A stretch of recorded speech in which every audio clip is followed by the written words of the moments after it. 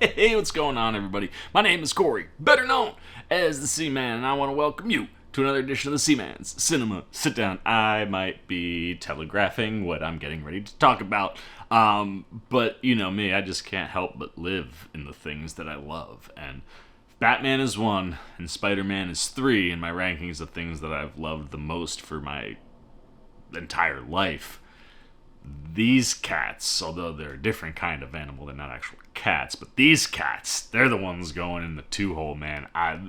Nothing is more coded into my DNA and coursing through my veins than these characters. Batman, I had to grow up a little bit. Batman's a little bit darker, a little bit more adult. So like I was like 5, maybe 6 when Batman started really being a thing for me. But the Turtles, as soon as they were a thing, I was like 3. And that's been with me for forever, from toys to cartoons to live action and animated movies. And this animated movie is exactly what I would hope a Turtle fan would want for anything going to the big screen. When I heard they were going back to animated rather than live action, I got so excited. You can do so much more with animation, and with what we've been seeing with across and into the Spider-Verse, you can really do some special things with animation when it comes to comic book characters. And these comic book characters that are probably even better known for their cartoons and movies were represented very, very well. What am I talking about? Why don't you pull up a chair, take a seat if you don't know. Come on, you know. We're getting ready to dive in spoiler-free into Teenage Mutant Ninja Turtles, Mutant Mayhem. And I'm going to start this video off by looking into the camera and praying that these 4 men are watching this video and at least listening to this piece, because I have to just personally thank Seth Rogan, Evan Goldberg, Jeff Rowe, and Kyler Spears. Rowe, Goldberg, Rogan, your writers, Spears, and Rowe, your directors. But these 4 guys, and I knew this as soon as it was announced. Like when I heard Rogan was bringing the Turtles back to the big screen, and I saw the first moving images, I was just like, this thing is going to absolutely crush. Like, this is a guy who is also supposed to be bringing back Darkwing Duck, and after seeing this, that gets me super excited, because he knows how to bring something that, and so does Goldberg, like something that adults are going to enjoy, but you can take your kids to go see. Like, I had a buddy hit me up and was like, dude, I can't believe this is a PG movie. Like, I'm kind of disappointed now, thinking we're gonna get like a rated R comedy from Seth Rogen. I'm like, bro, you've got little kids, man. Like, you should be stoked that this is PG and that it's being made for those kids to consume while also being made directly for you. Like, you get to bring something from your childhood to your kid's childhood, right? Like, that's something I do with, like, my family. My cousin Carly's daughter is 3, Ada. Huge Spider-Man fan. So that's been a lot of fun. Recently learned she's a big Ninja Turtle fan because they're on Netflix with the Nickelodeon shows.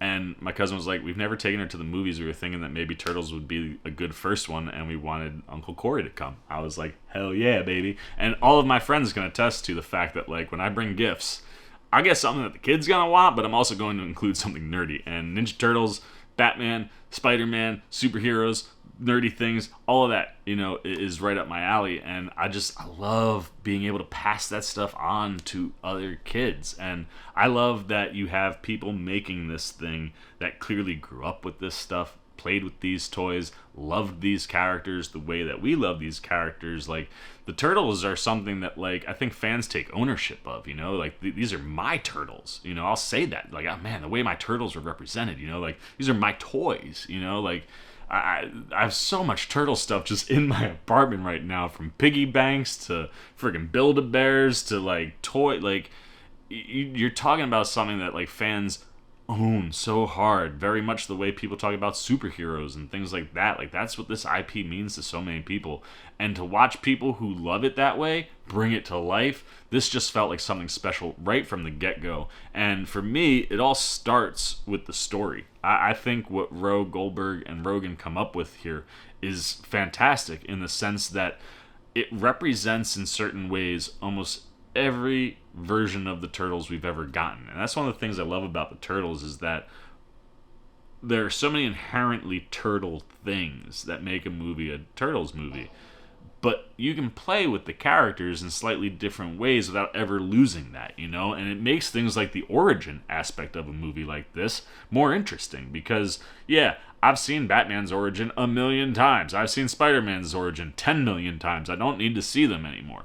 But the Turtles, the slight variations, and the way those variations play directly into the new story you're telling are always worthwhile. And I feel like anytime there's a new iteration of the Turtles, it's specifically going to the big screen, it's introducing a new generation of kids into that fandom. And each fandom, and each part of the fandom, and each generation of kid has their version of the Turtles. The ones I always go back to are the original cartoon and then the live-action movies.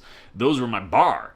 And I think Rogan, Goldberg, and Rowe, and Spears have gone and maybe surpassed that bar with this movie because it represents all versions, from any of the cartoons to the comics. You get stuff in there that's from everything that is Turtles, and the movie is so inherently Teenage Mutant Ninja Turtles. But the Mutant Mayhem and the way that Goldberg and Rogan and Rowe really explore the Turtles and explore them as teenagers, you get a lot of new, fresh concepts and ideas, and the way it all plays, like the idea of like mutants running into other mutants, not knowing that they each existed. How does that interact? And when their, ideologies and thoughts don't align, how does that play? And play with these characters that have these histories and backgrounds, and watching how the story is able to really just enhance and pull from all of those places allows you to create something that's extremely unique. And like I said, the way they ultimately play with the Turtles and where we end up with the story and what we're setting up for what I believe is going to be 1 or 2 seasons of television on Paramount Plus to start, and then another movie. I don't know what the order of those things are, but that's what I've heard at this point is definitely a go for Rogan. It's fun to see what they're setting up and building to, and how they incorporate the classic stuff but utilize it in different ways, but never ever lose the essence of the Turtles.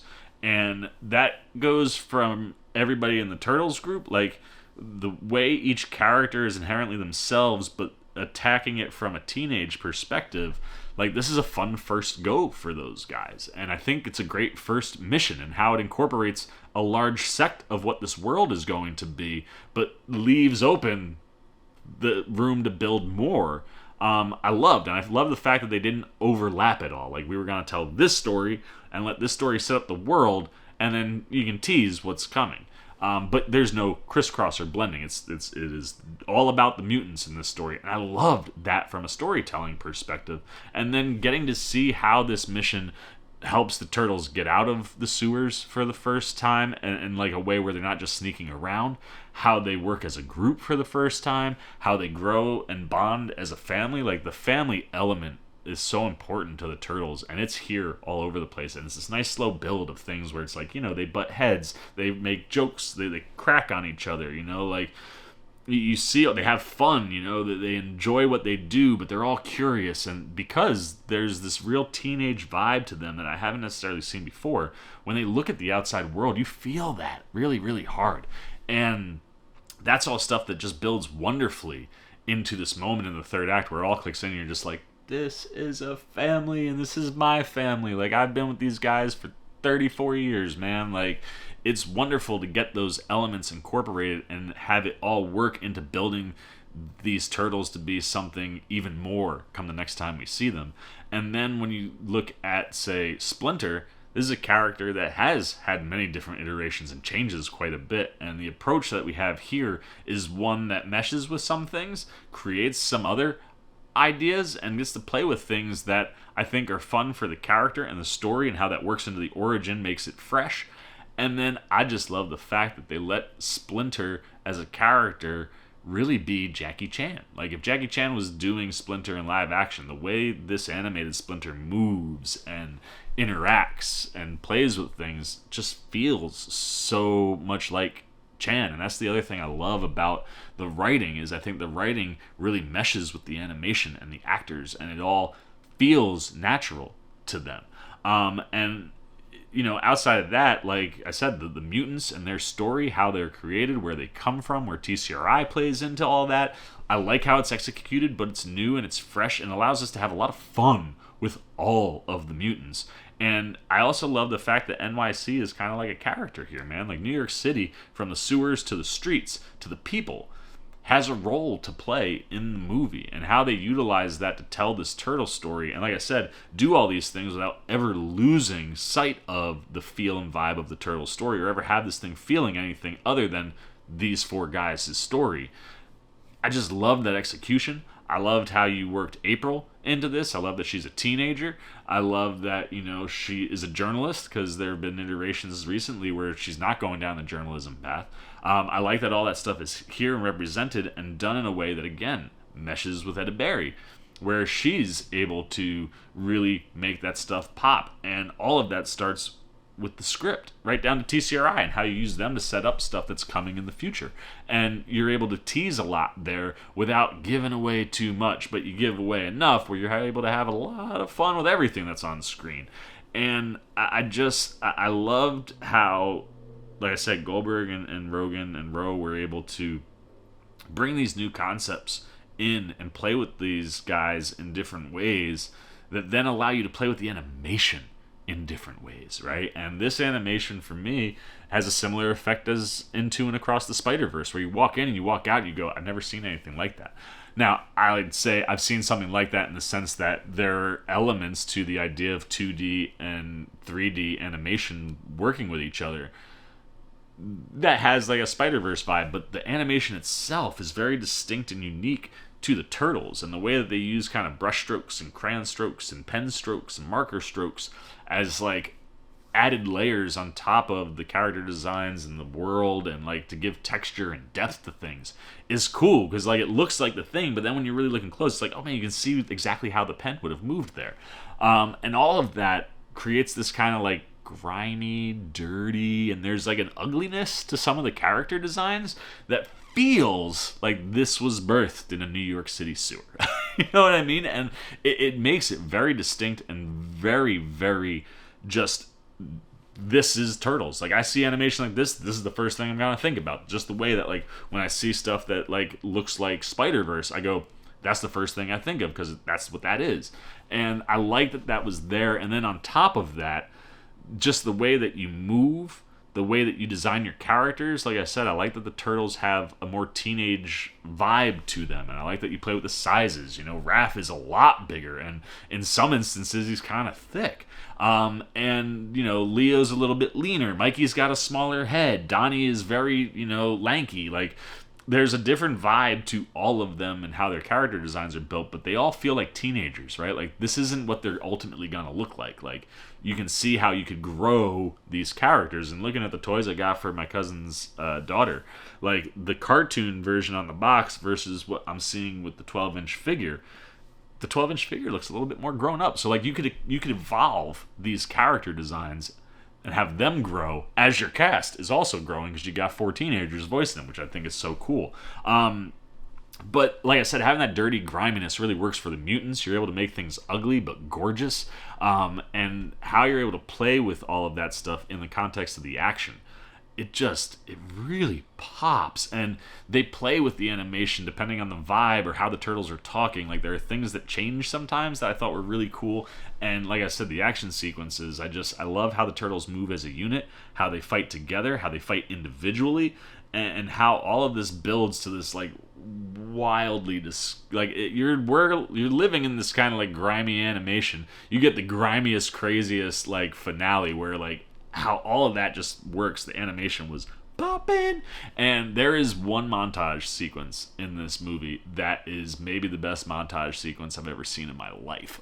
The way that they execute this moment where like the Turtles are starting to like have their first fights, it's like one seamless run of things, but different animations and things coming in and moving around. Like, it's as soon as it starts, you're gonna probably have the reaction I had in the theater where I was like, oh shit, this is gonna be the thing that everybody talks about, because wow, like what a cool concept and what a cool way to tell a large chunk of story without making it feel like it's a choppy montage. You know, one of my critiques on the original Captain America, it got very montagey, and it was montagey in a, you're kind of breaking things up and not letting things flow. And this montage sequence allowed things to flow in a way I hadn't seen before. I was like, that's freaking cool, man. And yeah, I mean, that comes down, you know, to your directors again, where like, you know, Rowe and Spears and their animation team, how they build, how they think, clearly how they worked with Rogan and Goldberg. Like you can tell the creatives here meshed very well, and whatever was on paper transcended over to, you know, animation and the screen in really translatable ways that impact the audience and the experience that you have watching this thing.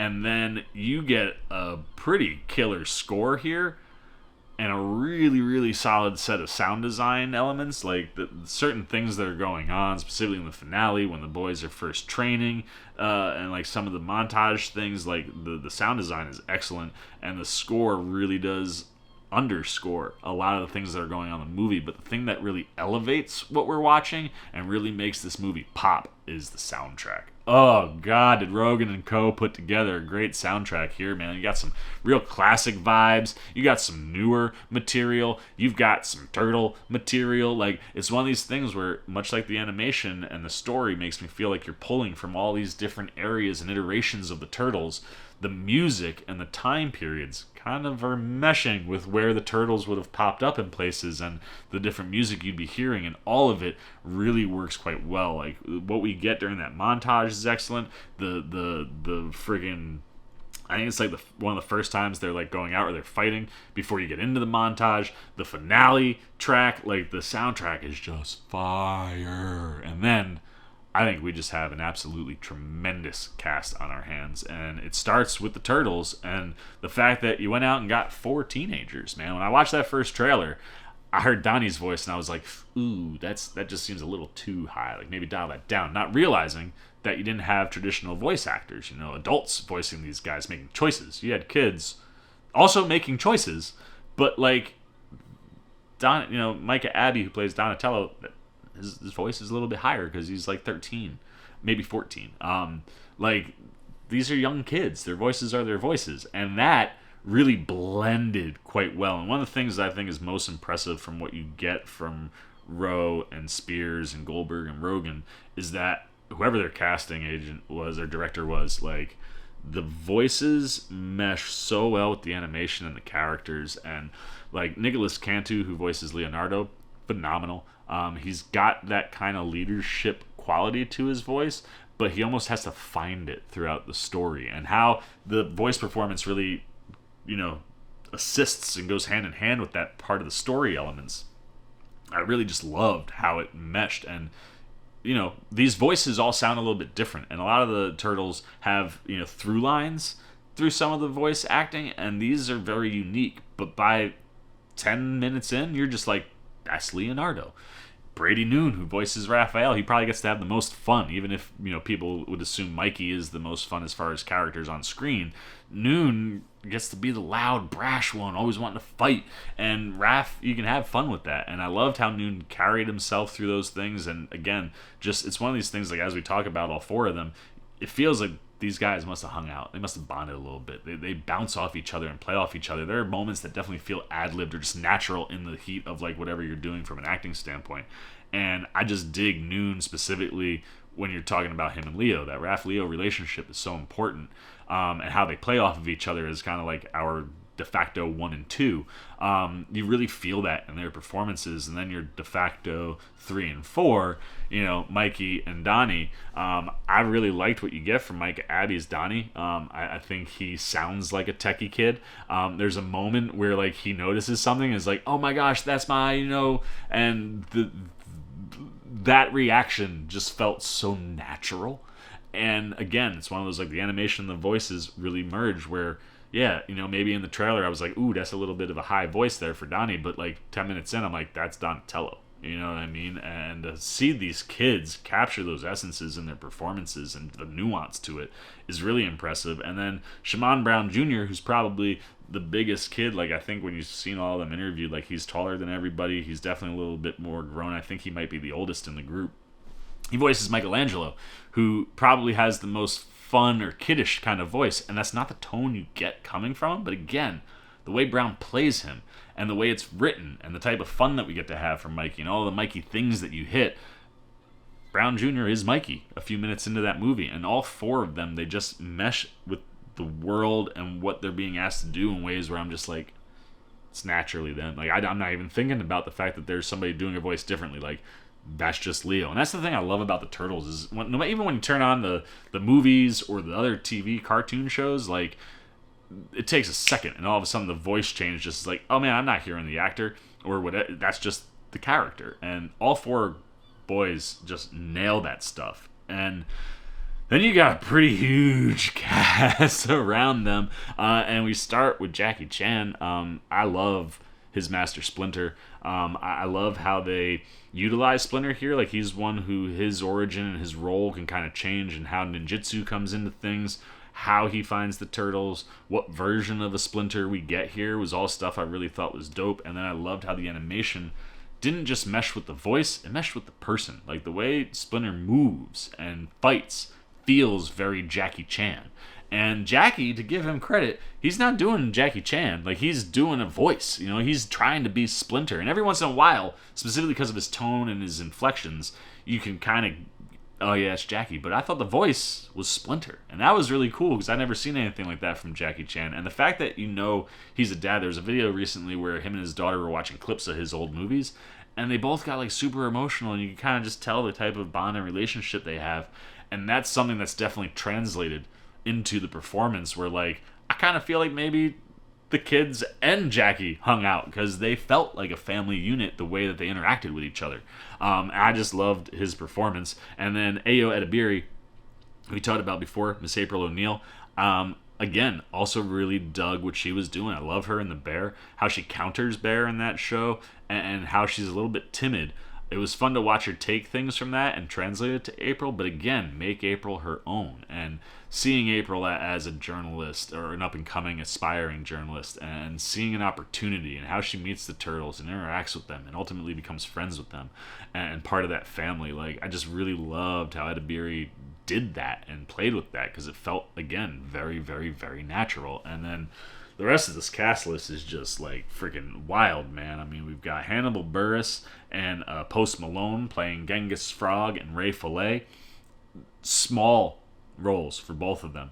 But these are characters that you're going to get more of as we go down, especially with, like, a TV show. You could have one of these or two of these guys being a secondary lead to the Turtles in every episode, not having to share the screen with all the mutants. And the little bit that we get from Buress and Malone, I really dug, man. Ray is one of my, like, sleeper faves from the cartoons. And, like, just the vibe that Post Malone is going with Ray, I just thought worked really well. And Hannibal Buress, Genghis Frog only gets a couple moments, but they're classic Hannibal Buress and totally fits, again. Like, the character design meshes with these voices so well. Like, Rogan and Goldberg did not do their friends dirty here. You know what I mean? Then you've got BEBOP and ROCKSTEADY, two of my all-time favorite villain characters from the Turtleverse. Seth Rogen, of course, playing BEBOP, carrying around that big-ass sound stereo, you know.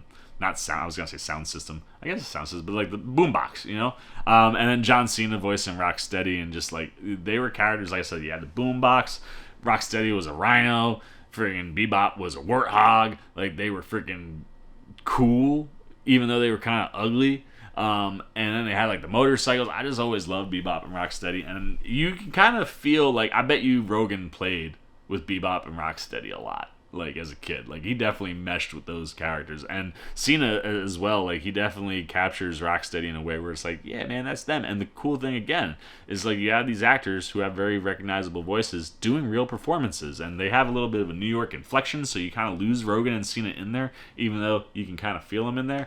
And I like how they utilize the characters and the designs. Some of the most, like, yo! But I loved all of it. Like, it just meshed perfectly with those characters. Then you got Byrne playing Leatherhead, and Natasia Demetriou playing Wingnut. Another pair I really enjoyed, you got kind of like an Aussie New Zealand vibe to both of their voices because, well, I know Byrne is for sure from down there. I don't know about Natasia, but the way that she talked, I kind of thought she was from that area too. And again, like, you got small roles for these characters, but where they pop up, the things they do, it's like you can see what you're building, you can see where they come from, and these just feel inherently correct to the characters. And you get to have fun with a little bit of fun with both of them, and all the mutants, really. Then you got Ice Cube. He's Superfly. He's your main villain. He's doing some bad stuff. Like, he's doing some gangster stuff. And that felt very true to form for Ice Cube and the performance that he gives. And I dig Superfly's perspective. You know what I mean? Like, it's one of these things where the other thing that Rogan and Co. do from a story aspect is really kind of let you understand where Superfly is coming from. And then as you watch and see how bad he is, you start to understand it's a problem. And I just love how Ice Cube plays that and then plays into the third act, like what ultimately goes down with Superfly and the mutants and the turtles. I really dug how Ice Cube carries that because he is your focal antagonist. Again, performance meshed with the animation and the style of the character so well. And I dug, like, Superfly was Superfly. You know what I mean? And then connecting to Superfly, of course, you got to have Baxter Stockman in here. And Giancarlo Esposito, I like how they play with Stockman. He is not Superfly. But I like what he represents and how he plays. And like the fact that, like, Baxter's story is small here didn't necessarily bother me unless everything that we think happened is true. I'm hoping that there's, like, you're keeping a card in your back pocket so that, you know, you can play with some things in different ways, but continue to kind of go down certain paths that we've started. But Giancarlo Esposito, amazing in everything that he does. And then Maya Rudolph, who plays Cynthia Utram, who is, sorry, not Utram, almost went Ultron in my head. But Cynthia Utram, who's the head of TCRI, again, there's something that's, like, ugly to these characters, and then the voices just mirror perfectly, and Cynthia so mashes up with Maya Rudolph, like, from a concept standpoint, that her performance is great, and it's small, but it lays a really good foundation for what we could be getting later from her. And then, arguably, my favorite character that's not the Turtles in this movie is the one and only Paul Rudd, is Mondo Gecko. Mondo Gecko has always been a favorite of mine because of the cartoon, and like the OG cartoon. And Rudd puts in a performance where he doesn't sound like Paul Rudd. When you know it's Rudd, you can pick up on some of his inflections. But how he plays Mondo is pitch perfect.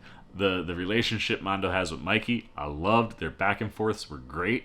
And there's like a gag attached to Rudd and Mondo Gecko toward the end of the movie that when it hit, I didn't see it coming, but I laughed out loud and then went, you know what? That's actually kind of appropriate based on the performance we got. He, I thought, had one of the most impressive ones from the voice cast, but I loved everything that Rogan and Co. poured into this one. You can feel all the love. You can see how vibrant and fun and dirty the Turtles can be. And it's one that I think, you know, adults like myself or people who have kids and kids themselves, like everybody from the smallest of the kid to the oldest of adults, should have a great time with this if they're a Turtles fan. So let's get the C-Maniacs up. Like I said, I thought you had a really strong first story here. You establish a lot of things. You create an origin that's a little unique. The whole vibe to the story and how you play with the characters is a little unique. And it's wonderful to know that you have a generation of kids that this will be their Turtles. And for the guys like myself who have been around since these Turtles,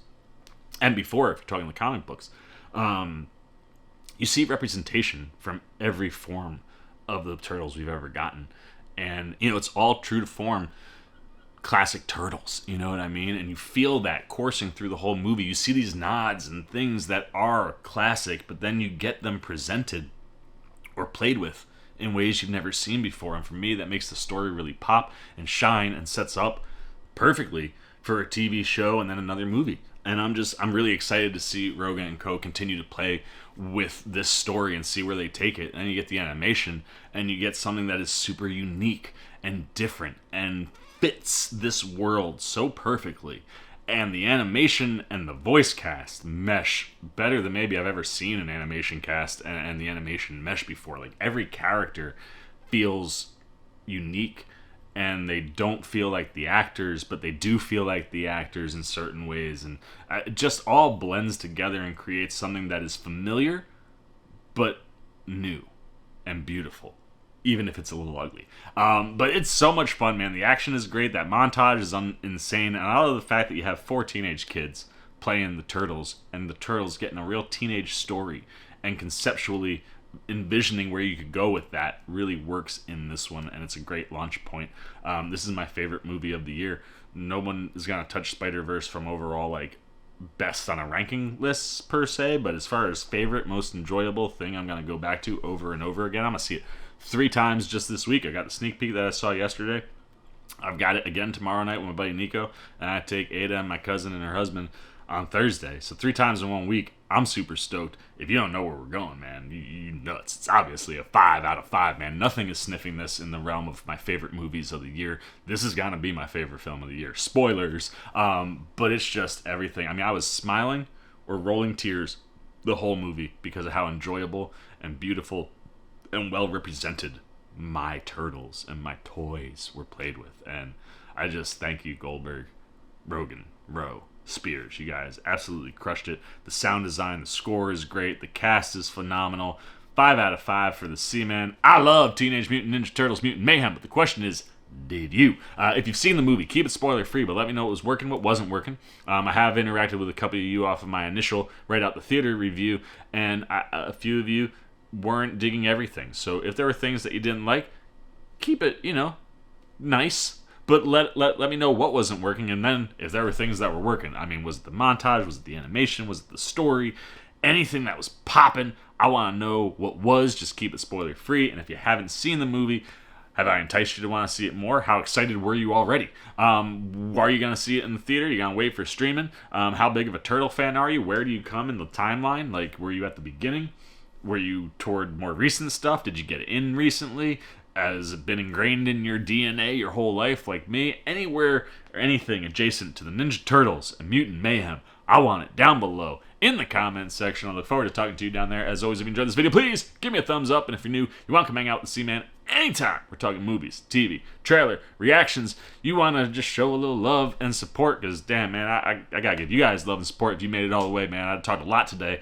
This is something I love, and I love talking about that with you guys. And if you want to be a part of that, you want to show some love and support to the old C-Man, well, hey, come join C-Maniac Nation. It's where you can do all those things. We have a great time here talking movies and TV.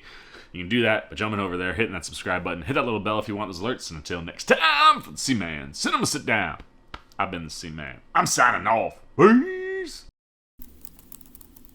Oh, you guys are still here. You snuck up on me. You must be looking for more of this guy. Well, I got 2 video options for you, man. Right up here and right over here. And if you want all those C-Man goodies, well, hey, come join the squad right on over there, and I'll catch you on the next one.